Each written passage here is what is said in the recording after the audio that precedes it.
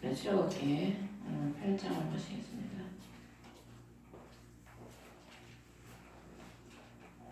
우리 출애굽이라는 뜻이 탈출이라는 뜻이라고 말씀드린 것처럼 우리 주님께서는 우리 택하신 그리스도의 백성들을 우리가 세상에서 또 죄에서 탈출을 시키기 위해서 우리 주님께서 재앙을 통해서 하나님의 백성들을 탈출을 시키시지요.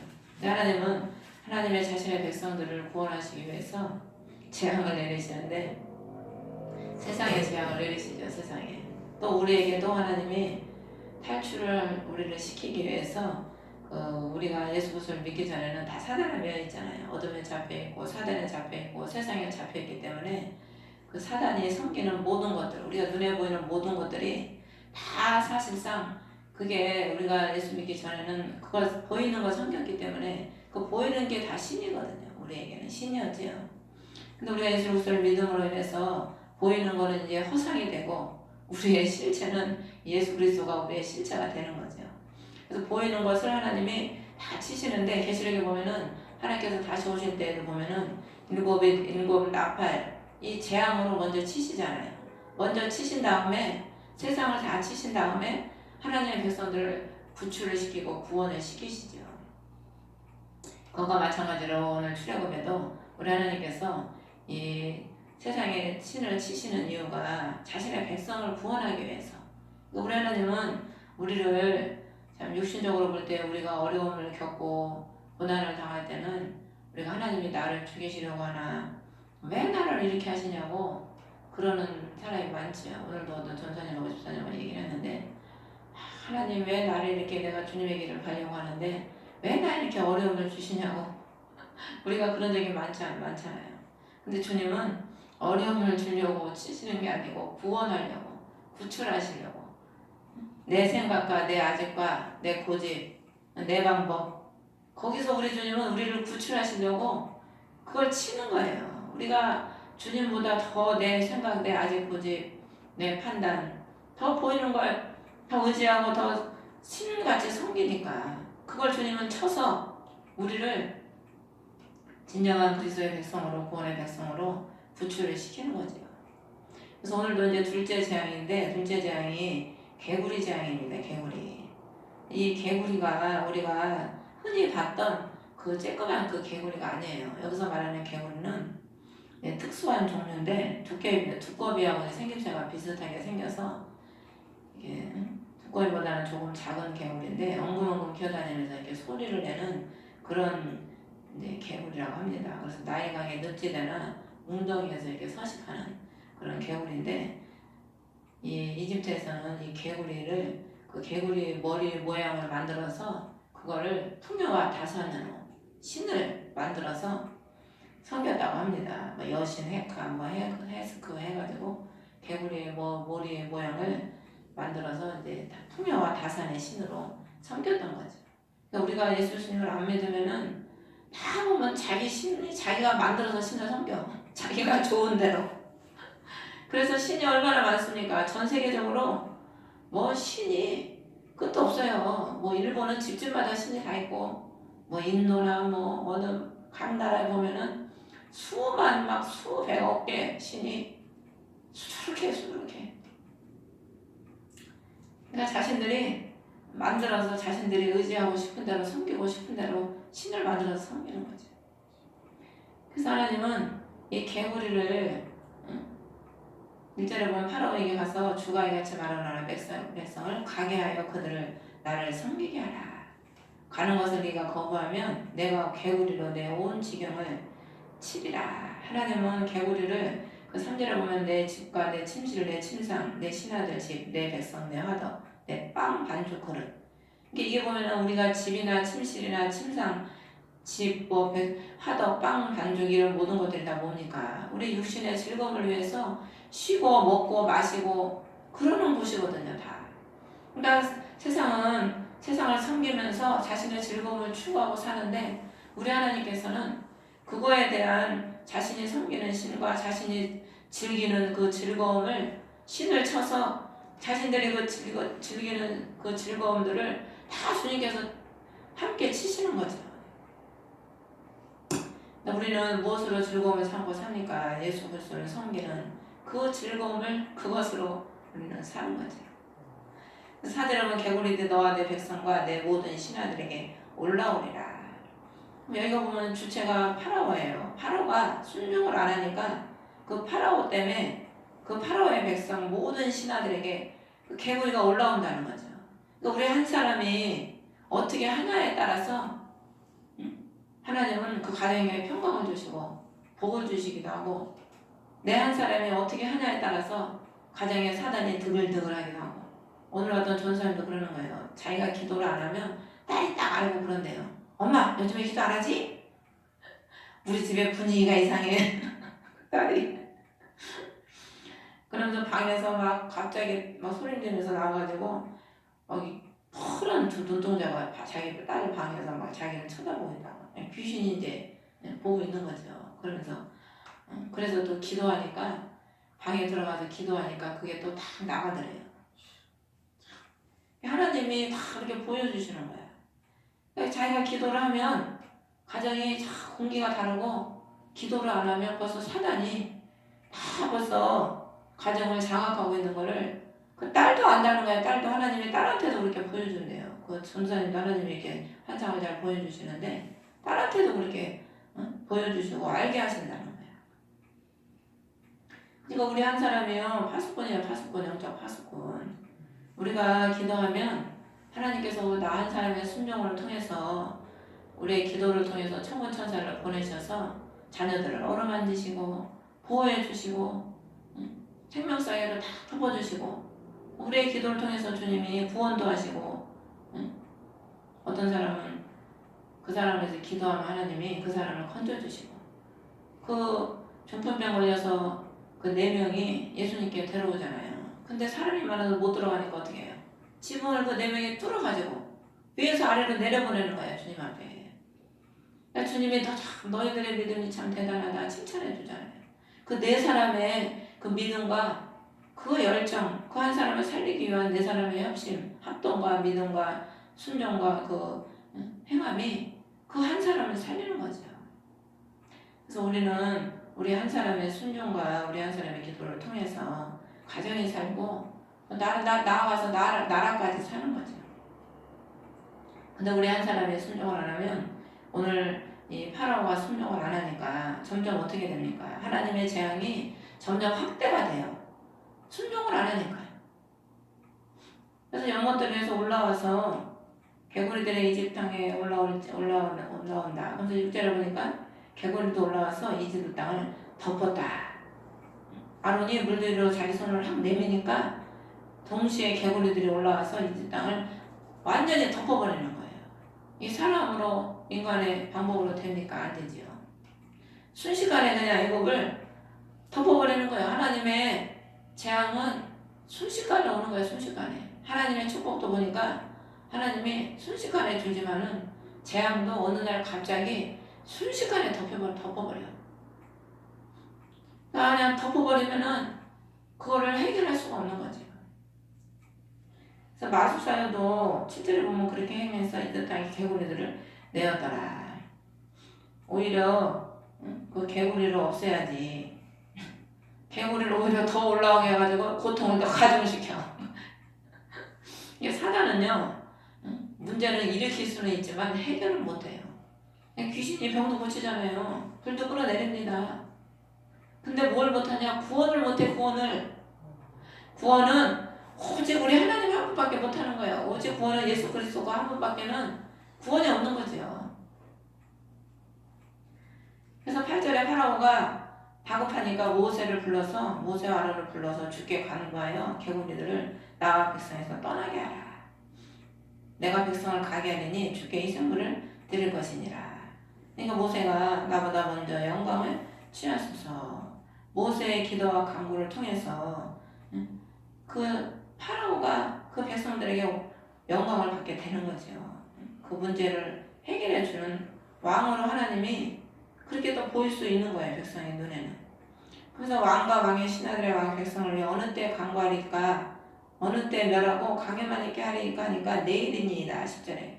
이 파라오는 우리 같으면 지금 당장 어려움을 겪고 있지 않습니까? 보낸다고 해놓고서 내일로 미루는 거야, 내일로. 그러니까 이게 무슨 속셈이냐면은 말로는 보낸다고 하는데 보내기 싫은 거야. 당장 보내기는 싫고 자신의 문제만 해결됐으면 하는 그런 바람이죠. 우리가 대부분 보면 우리의 습성이 말로는 주님 순종할게요 그러지만 내 내면에 보면은 순종하기 싫은 그 내면에 아직과 고집이 깔려 있어요. 그러니까 하나님이 너무나 잘하시니까 그래도 우리 하나님은 그 말을 듣고 또 요구를 들어주셔. 그래 내가 너 한번 믿어줄게. 또 기회를 또 주시는 거죠. 그래서 바라오는 하루를 미루면서 혹시나 하는 마음에 하루를 또 미루고 보내기 싫어서 자꾸 미루는 거죠. 우리 아담의 습성들은 가만히 보면은 순종을 안 하려고 해. 그리고 자꾸 미적미적거리고 자꾸 뒤를 돌아보고 좌로 우로나 쳐다보고 세상의 미련을 못 버리는 거죠. 롯의 부인처럼. 주님은 앞만 보고 달려가라고 그러는데 우리 옛 습성은 가만히 보면은 늘 세상을 돌아봐요. 더 어디에서 무슨 방법이 없을까? 어디에서 무슨 도움 받지 못할까? 그러면서 모세가 12절에 보면은 파라오를 떠나서 나와서 주께 파라오에게 내리신 개구리들로 인해 모세가 그분께 부르짖었다. 부르짖었다는 것은 문제 해결을 위해서 열정을 다해서 기도했다는 그런 의미입니다. 재앙은 하나님이 내렸는데 부르짖기는 모세가 부르짖잖아. 우리가요 하나님이 우리를 구원하시기 위해서 여러 가지 문제를 주시는데 그 문제를 왜 주시겠어요? 부르짖으라고 주는 겁니다. 부르짖으라고 기도하라고. 하나님이 문제를 주셔서 우리한테 부르짖을 때 그분의 구원을 우리가 체험하는 거예요. 문제를 왜 주시겠습니까? 하나님의 구원의 역사를 우리에게 체험하게 하기 위해서 문제를 주는 거거든요. 질병도 그렇고 가난도 그렇고 모든 문제들이 우리 하나님은 그 문제를 통해서 강구하게 해서 하나님의 살아계심, 구원하심, 구출하심 그거를 우리에게 체험하게 하시고 보게 하시고 그런 거에 대해서 우리가 믿음을 갖고 세상을 바라보지 않고 구원하시는 하나님만 바라보고 천상을 향해 달려가기를 원하시는 게 아버지의 뜻이지요. 모세가 부르짖는 거예요. 부르짖으니까 13절에 주께서 모세의 말대로 모세가 뭘 부르짖었겠습니까? 파라오가 내일 개구리를 떠나게 해주라. 그러니까 모세가 알았습니다. 그렇게 떠나고 11절에 떠나고 강에만 있으리다 지금 선포하고 나왔잖아. 그러니까 그냥 하나님 앞에 하나님 내일 이 개구리를 떠나게 해주시라고 그것만 놓고 강구를 한 거예요. 그러니까 하나님이 모세의 말을 그 부르짖음을 들으시고 그대로 행하심에 개구리들이 집과 마을의 들에서 나와서 죽었다. 집에서 죽어서 봐요. 집 안에서 그 많은 개구리가 꽉 차 있는데 집과 마을에서 죽어서 봐. 그 집과 그 안에 얼마나 썩은 데가 나겠습니까? 집집마다. 근데 우리 하나님의 은혜는요 너무나 감사한 게 나와서 죽게 나와서. 이게 개구리가요 영적으로 더러운 영이에요. 더러운 영. 사단은 더러운 영이잖아. 귀신은 더러운 귀신이거든. 이게 우리 하나님은 우리 안에 이 더러운 귀신들이 다 집을 잡고 있어요. 그 전사님 그러는 거야. 어디 기도받아 가는데 그분이 그러대. 전사님 안에 뭐 더러운 게 있다고 그러더라. 귀신이 있다고 그러던가. 그래서 다음 집회도 참여하라고 그래서 가만히 생각해보니까 아니 내가 기도해서 쫓아내면 되지. 내가 뭐 그때까지 기다려? 그리고 막 집에서 기도를 하는데 막 기침이 칼락칼락 나오더니 이게 속에서 막 나오더래. 가래가 막 나오면서. 야, 이 더러운 귀신은요 우리 안에서 죽으면 어떻게 되겠어. 내가 죽지 내가 죽어. 우리 주님은 우리가 간구하면은 이 귀신이 밖으로 나오게 만드는 거야. 집에서 심령에서 나와가지고 죽었다는 의미는 그 세력을 완전히 하나님이 박살을 냈다는 의미예요. 창세기 3장에 주님께서 원수의 머리를 깨부신다고 그랬잖아. 십자가에서 모든 사단의 권세를 이미 하나님은 다 쳐부셨거든. 그러니까 우리가 기도하면 주님은 우리의 기도를 들으시고 우리 안에 가정에 자녀 우리 주위의 사람들 안에 그 안에 역사하는 더러운 귀신을 쫓아내서 그 권세를 완전히 박멸시키도록 하나님이 역사하신다니까요.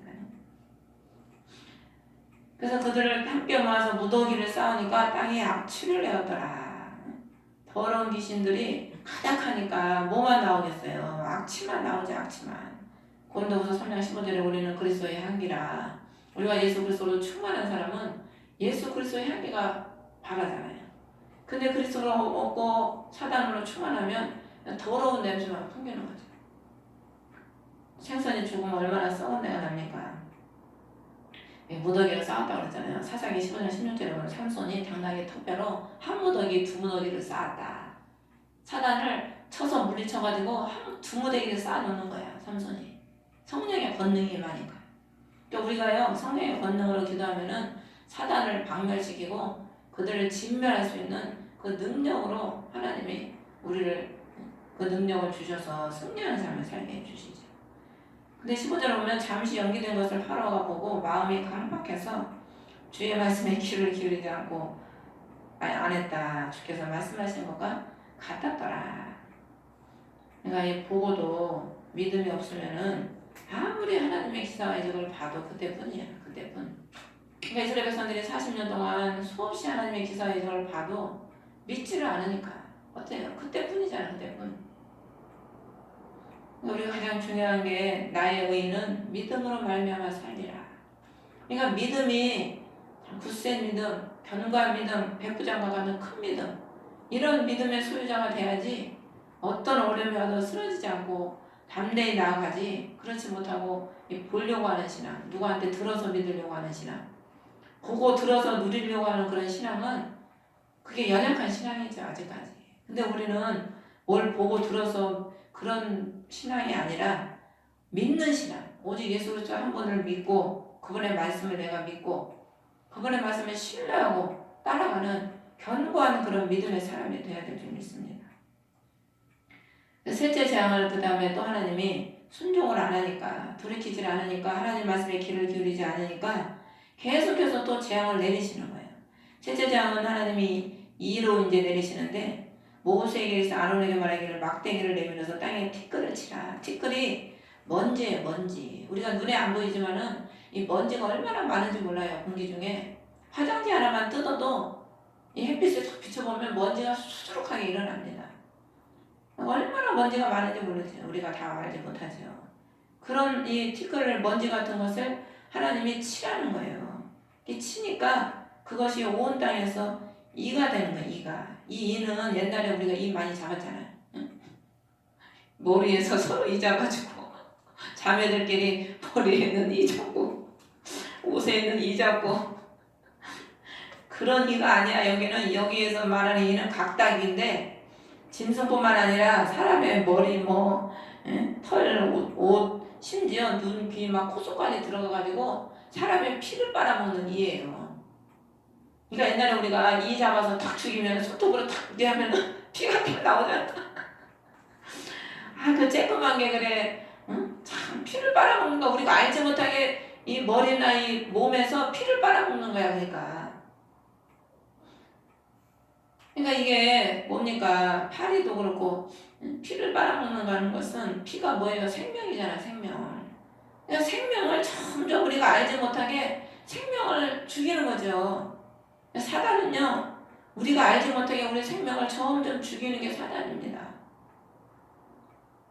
하나님이 그것을 17절에 보면 손을 내밀어서 땅에 티끌을 치니까 사람과 짐승 속에서 이가 되었다. 이제는 하나님의 심판이 짐승에까지 이제 미치는 거예요. 점점 확대가 되는 거죠. 하나님이 불순종하지 않으면요, 그 하나님이 치시는 게 더 확대가 되는 겁니다. 근데 반면에 더 이 확대되는 이게 영적으로 보면은 우리가 고난이 극하면 극할수록 더 하나님의 은혜가 더 크다고, 하나님은 또 더 큰 은혜를 구원의 백성들에게는 내려주시지요. 근데 18절에는 마술사들도 그렇게 행했는데 사람 그렇게 하지 못했다. 사람과 짐승에게 이가 있었더라. 이 원수들도 어느 정도는 하나님의 흉내를 내지만 이제 본질적으로 하나님께서 하시는 크신 능력은 따라갈 수가 없죠. 구원의 하나님은 한 분밖에 없으니까. 그러니까 이들이 이제서 이제 자기들이 하지 못하니까 그때서 19절에 보면은 하나님의 손가락이다. 하나님의 손가락이라는 거예요. 이게 무슨 의미입니까? 손은 하나님의 행하신다는 그런 의미입니다. 그러니까 이 역사는 사람이 행하는 역사가 아니고 하나님의 역사라는 거죠. 그런데도 파라오의 마음이 강팍해서 그 말을 듣지 않는 거예요. 이 사람이 주님의 은혜를 받지 못하면은요, 이 마음이 돌이키지가 않아요. 돌이키지가. 그래서 우리가 전도의 사도 바울이 전도의 문을 위해서 기도해라 그 말이 원 뜻이 뭐냐면은 그들의 마음이 열어지도록 기도하라 그런 의미예요. 우리가 전도하는 것도 하나님이 그 마음을 열어서 그 마음이 그 말을 받아들여야지. 그래서 사도 바울이 그 사도행전에 보면은 루디아의 마음을 하나님께서 열어서 사도 바울의 말을 듣게 했다.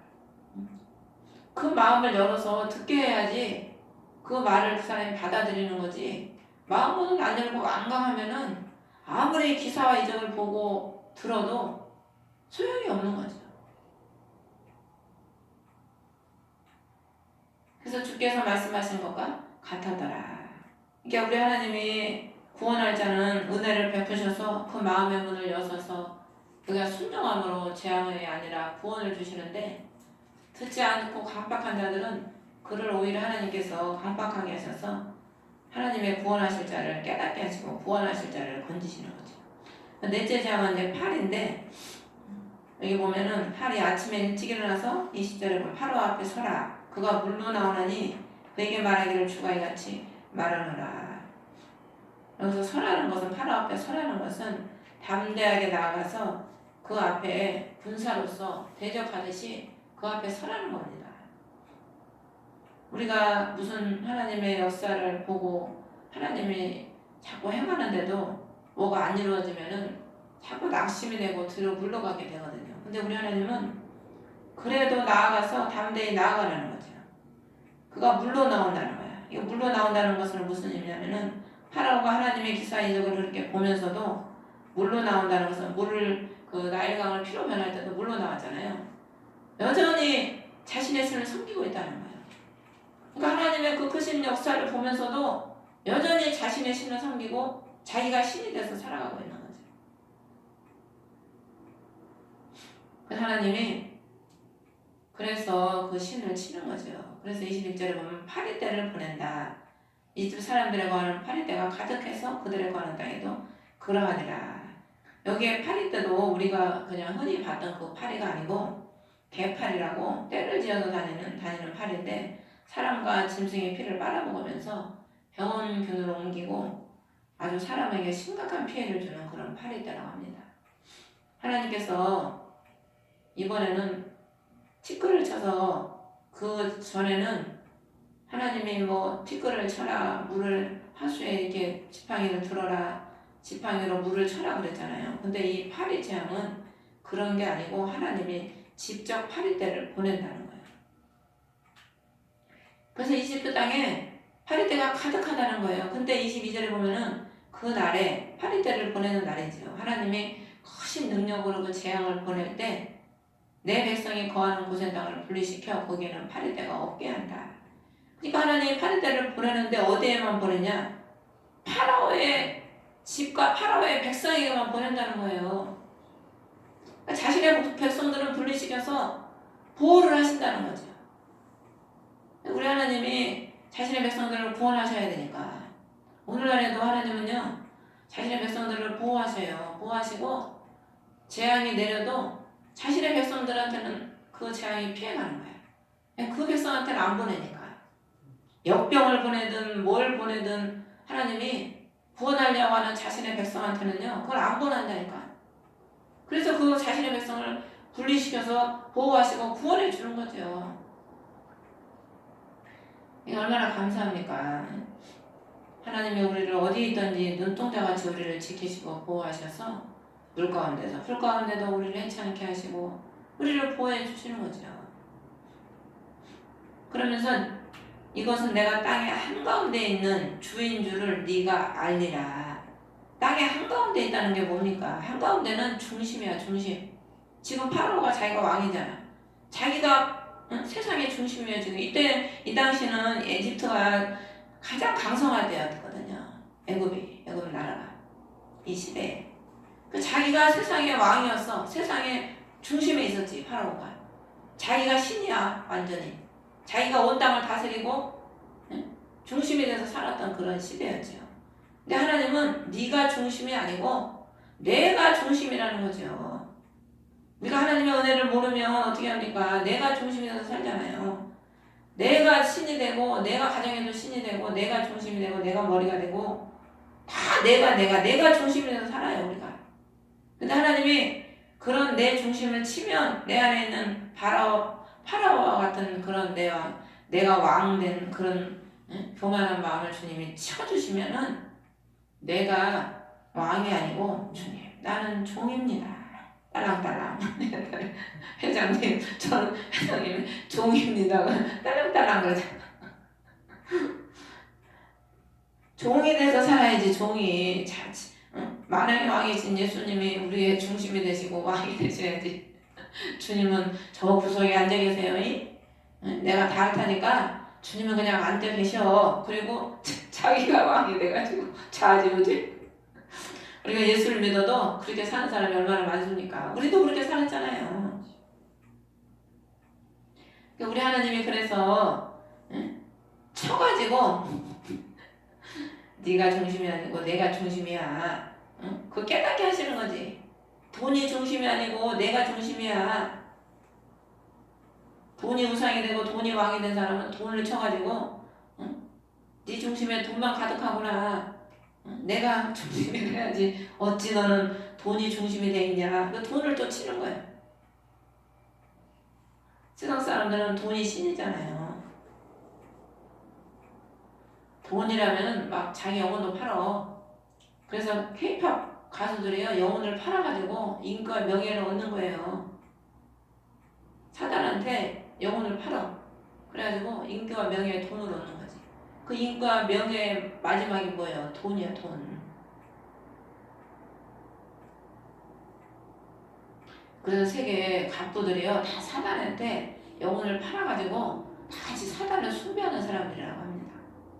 그 일루미나티나 뭐 프리메이슨 이런 데 다 들어가 보면은 세상의 갑부들, 명예 대통령, 명예자들, 정치가 이런 사람들이 다 거기에 연루되어 있는 사람들이 많아요. 사단을 섬겨서 부를 얻는 거예요. 24절에 보면은 주께서 그가 취하니 파리떼가 파라오의 집과 그의 신하들 집 이집트 온 땅이 그러고 파리떼로 인해서 그 땅이 부패하게 되었다. 사단을 섬기면은 결국에 하나님이 그 파리떼 사단에 의해서 그 심령들이 다 부패하게 돼요. 부패하니까 어떻게 됩니까? 열매를 못 맺죠. 하나님의 창세기 1장에 보면은 땅을 창조한 이유가 뭐냐면 각종 열매 맺는 열매를 내라. 나무도 그렇고 채소도 그렇고 씨 있는 열매를 맺고 다 열매를 맺으라고 땅을 만들어 놓은 거거든. 그러니까 우리 심령도 땅이잖아요. 그리스도가 우리의 은혜를 주시고 말씀을 통해서 우리가 뿌리 내리고 하나님 말씀에 열매를 맺어야 되는데 사단에 매여 있으면은 열매를 못 맺고 심령이 부패되는 거야. 부패돼. 그러니 뭐 열매를 못 맺고 결국에 죽는 그런 신분으로 그런 상태로 전락하게 되는 거죠. 그러면서 파라오가 그렇게 어려움을 겪으니까 모세아론을 불러서 이 땅에서 너희 하나님께 희생을 드리라는 거예요. 하나님은 보내라고 그러는데 이 땅에서 드리라는 거죠.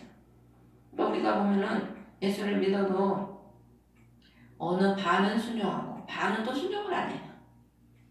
이게요 세상을 심판하는 건 되지만요 우리 영적인 신앙도 보여줍니다. 성경은 한 가지만 말하는 게 아니에요. 그러니까 양다리 걸치는 거야. 양다리. 예술 반 세상 반. 어느 정도는 순종하고 또 어느 정도는 순종을 안 해. 자기가 할 수 있는 건 하고 하기 싫은 건 또 안 해. 근데 모세가 뭐라고 하냐면 그리하면 합당치 아니이다. 우리는 이집트 사람들이 가정에 있는 것을 우리 하나님께 희생으로 드리는 터인데 이집트 사람들 눈앞에서 가정에 여기는 것을 희생으로 드리면 우리를 돌로 치지 않냐니까. 이집트 사람들은요 짐승을 숭배합니다. 짐승을. 이거 얼마나 어리석어요. 하나님을 숭배해야 되는데 그 짐승을 숭배하는 거야. 예시대 보면 짐승, 소를 숭배하고 그랬잖아요. 지금도 어느 나라는 가면 코끼리를 숭배하고 소를 숭배하고 길에 소가 가득히 하면 똥을 철철철 싸고 다녀도 내비도.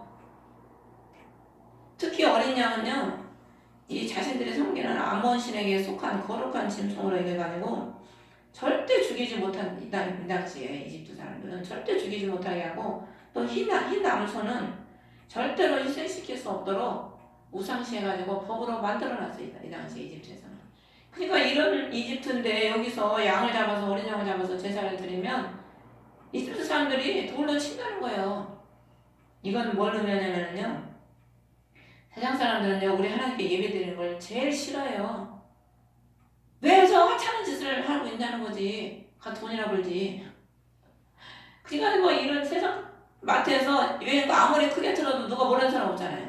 찬송가를 만약에 저렇게 틀어놔봐, 난리 나요. 쫓아와가지고 왜 그런 거를 틀어놨냐고 난리 나지. 쫓아와서 사단에 잡혀있으니까 싫어하는 거야. 하나님을 예배드리는 거 싫어하고 기도하는 거 더 싫어해. 우리 시골에 있을 때 그 윗집에서 쫓아와가지고 재수대가리 없다고 이놈의 교회가 와가지고 재수대가리가 맨날 울어대겨갖고 재수대가리가 없대. 기도하는 걸 제일 싫어하는 거예요. 그래서 강야로 가서 제사를 드린다는 거예요. 강야로 가서. 하나님은요 희생의 제사를 받으시지 내 유익 따라 내 편리 따라 내가 하고 싶은 대로 드리는 그거는 제사가 아닙니다. 주님이 원하시는 데 가서 주님이 원하시는 모양으로 주님의 말씀대로 우리가 하는 게 예배고 그게 주님의 삶이지 섬김의 삶이지 내가 편리대로 하는 게 어떻게 그게 하나님께 드리는 예배가 되겠습니까? 그래서 모세가 또 25절에 나가서 또 주께 간구하니까 8일 또 다 나가는 거예요. 30절에 나가서 간구하니까 8일 한 마리도 남지 않고 다 주님이 또 다른 데로 보내버리시는 거죠. 우리의 간구가 모든 문제를 해결하는 열쇠죠. 열쇠. 하나님은 모세가 그에게 예수 그리스도를 예표하는 건데 아무리 우리가 거역하고 또 불순종하고 또 그래도 주님은 다 또 기도하면 주님이 또 우리에서 간구해 주시면 또 우리를 돌이키게 해주시고 돌이킬 기회를 주시고 우리를 또 구원하시는 은혜를 베풀어 주시는 거죠. 그러면 오늘날 여러분들도 또 모세와 같이 어떤 어려움 속에서도 간구와 기도를 통해서 승리하시는 저 여러분 되시기를 주의 이름으로 축원합니다. 주 이름으로 예배를 마치겠습니다. 하늘에 계신 우리 아버지,